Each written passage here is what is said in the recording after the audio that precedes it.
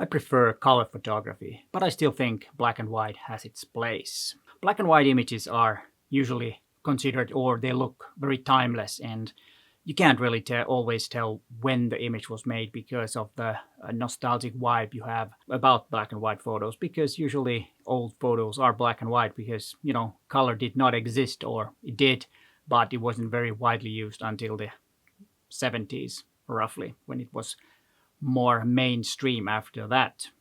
Black and white can be also a trend, but I think still black and white photographs are above different trends because there are no colors, because sometimes a certain type of color is a trend, and with black and white we take that out, and that's also another thing why it seems to be very timeless. Black and white images focuses more on the subject, the contrast, the emotions.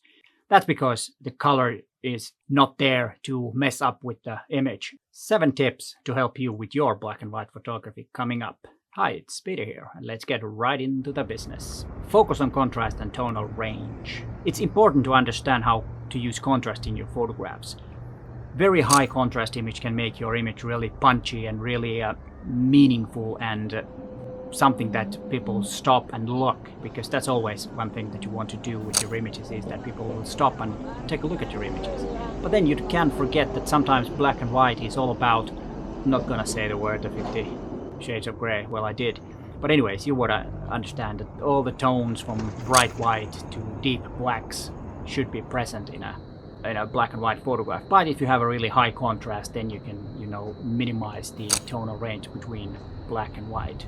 In some images you can be really striking and have only black and white, which is another interesting style, which, I'm not that fond of, but sometimes it can be a really eye-catching image if you can find a spot where that really suits, or if that's your style, then, go ahead with that. Contrast is one thing to set the mood of the image. Images with high contrast, strong black and whites, and few grays often feel dramatic and bold. Low contrast photos, where there are lots of tones and they change gradually, can feel softer and more peaceful. And if you want some depth in your image, then use the wide range of different tonals from between black and white. That makes the image, as I already said, to feel a bit softer and more peaceful. And when you have wide range of tonals, it can also make possible to pick up the details and small things in an image, compared to really high contrast image where that's not possible because you're hiding stuff. And that's also a reason to use very high contrast images if you want to hide something. Contrast is also used to lift up the main subject in the image, because the way we see our brain works, that we see the white part or the brighter part in an image first. Place the subject in the brightest area to make the viewer's eye on that particular thing. What is your subject? And, the cliche way is to have someone in the bright spot, a person, just to give some scale and eye catcher to the image, and or some say, an anchor. But that can also be done if you have subtle changes between different grayscales and have a low contrast image. You can still use the same method, but it's more subtle, and as I already mentioned a couple of times, it's more peaceful image. Pay attention to the light and shadows. Since we have taken out the color, light and shadows come really, really important in the image. We already discussed that a little bit when we're talking about the contrast, because the contrast is the relationship between the brightest and the darkest part of the image. And since light is the most important thing in photography, because photography is painting with light, we need light. But we have to remember that it's easier to have light in an image, but those who can master the shadows, those are the masters of photography. So pay attention to shadows. It's not a problem to have shadows in an image. Vice versa, you need some shadows in the image in order to make it look interesting. Without any shadows, you have totally deadpan photography, which is also an interesting thing, and I do have a video about deadpan photography if you're interested in that. I was traveling in the northern part of Finland and it was overcast weather, really dull, so then deadpan might be the place where you don't have light or shadows. But that's another story. We're not talking about that right now. And with shadows, there are 2 things that you can do. You can add a drama to the image, or you can hide things. And it's very important to understand the light in a way that go to place in a certain time of day where you know where the shadows are casted. So always check out direction of the sun, so you know where the shadows are. And now here in Finland, the sun is not that high up as it is or was during the summer months. In the fall and of course spring too, the sun comes very low, so the shadows are long and interesting. And that's one part of good thing being in the north, because you know the length of the shadows vary depending on the season. And that's something that I like about the light here in Finland. Light defines the shape and form. When you're drawing something and you want to make, let's say, an apple, a cliche, everybody has done that in school or wherever, you're drawing an apple, and how do you make it look like a round when it's on a, flat surface? You draw a shadow. And the same thing goes in photography. It's important to have shadows so you have the shape and form. Without any shadows, everything is flat. And we have to remember that the photograph is a two-dimensional thing, but if we have light and shadows, we can make it 3D and it will look a lot more interesting. The softer the light, the softer are the edges of the shadows. The transition from light to shadow is softer when there's a soft light and harder with hard light. I could say that neither one of these is a correct way of doing it. It's all depend what you want to show and what you want to tell, and of course what's your style. But that the choice is yours, so the only thing is to understand this and know this. And also one important thing is the so-called shadow play, where you have light and shadow that will guide the viewer's eye on the surface of the photograph.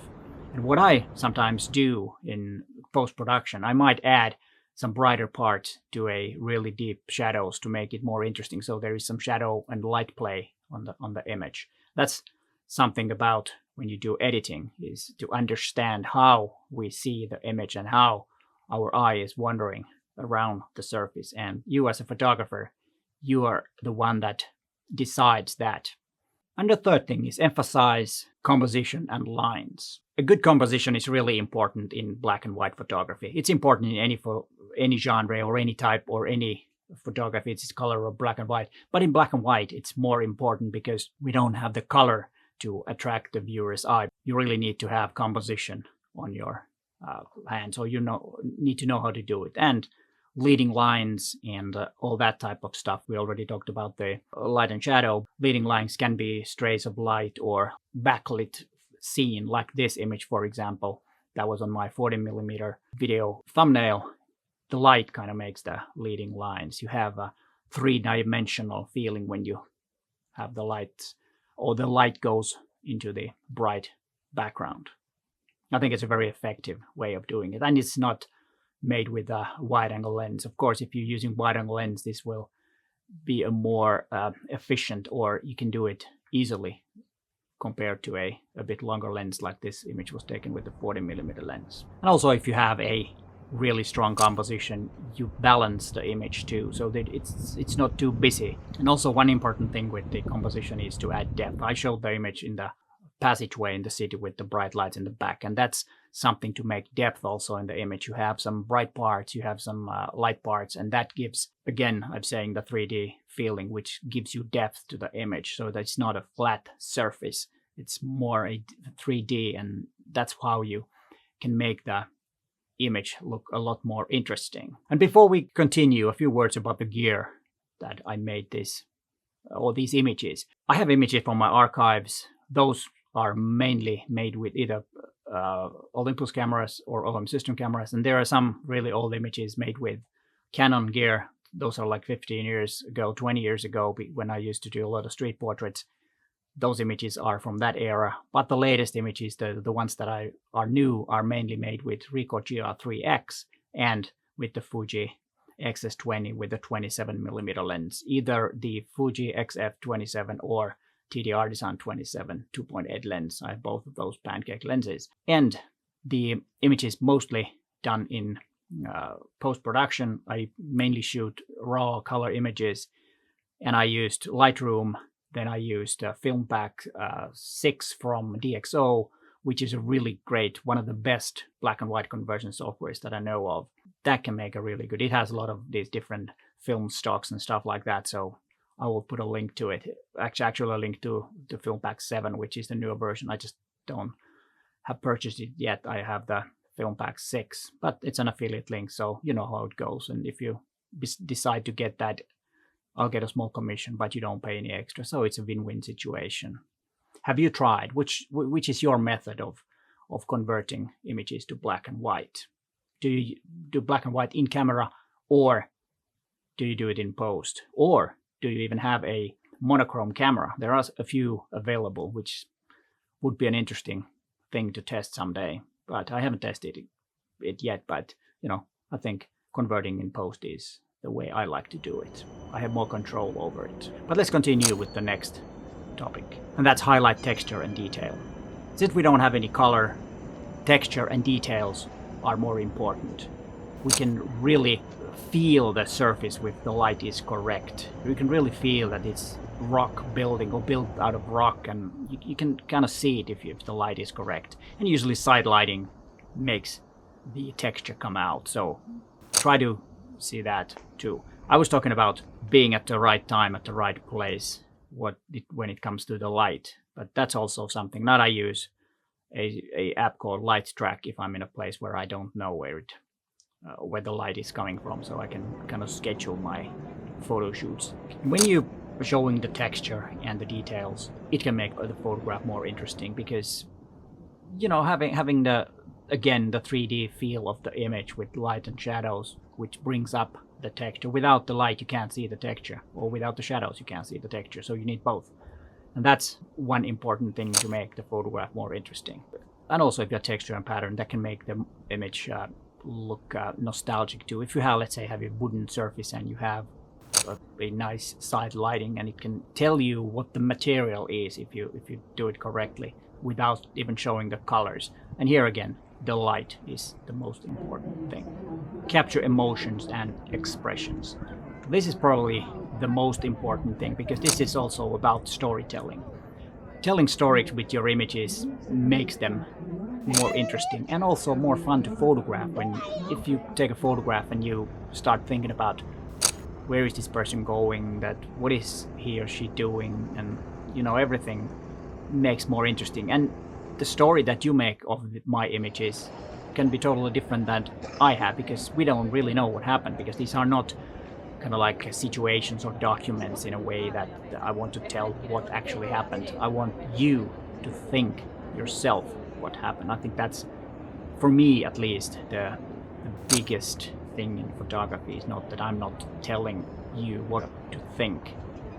That you build up your story in your own head based on your own life experience, and I think that's my goal. So, to kind of like boost your imagination and want you to go out and photograph because you're inspired by the stories. And of course, black and white street photographs can be documents, but of course, stripping out the color, you don't really see what the original colors were. So as a document, maybe not. I would choose color photography for documenting.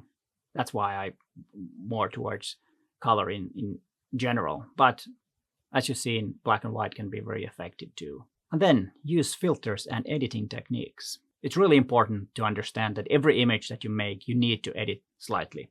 There are always adding a little bit contrast or opening up the shadows or making the highlights brighter or darker. It depends on your style and what you want to tell with your image. But it's important to understand that it's just a kind of like a negative when it comes out of your camera, and you need to tweak that. And I mainly use Lightroom to edit my images, and then I use, as I said, Filmpack 6 to make those black and white conversion on some of the images. And using filter is one way, because black and white filters can brighten some colors and make some other colors darker. And I do have a video about that. I'm not going to go deep into that, but understanding how different filters affect your scene is a very important thing to understand in black and white, because that can make a huge difference in storytelling, in contrast, and almost everything. So, and if you don't use filters, you can use filters inside, let's say like Lightroom. But it's a slightly different thing, so don't forget about the filters. And I will have an extra tip about this editing after the tip number 7. Emphasize form and silhouettes. In black and white photography, shapes and silhouettes become more important than in color photo photography. Try to look for silhouettes. I know it's a bit of a cliche, but they're cliches for a reason. They really work.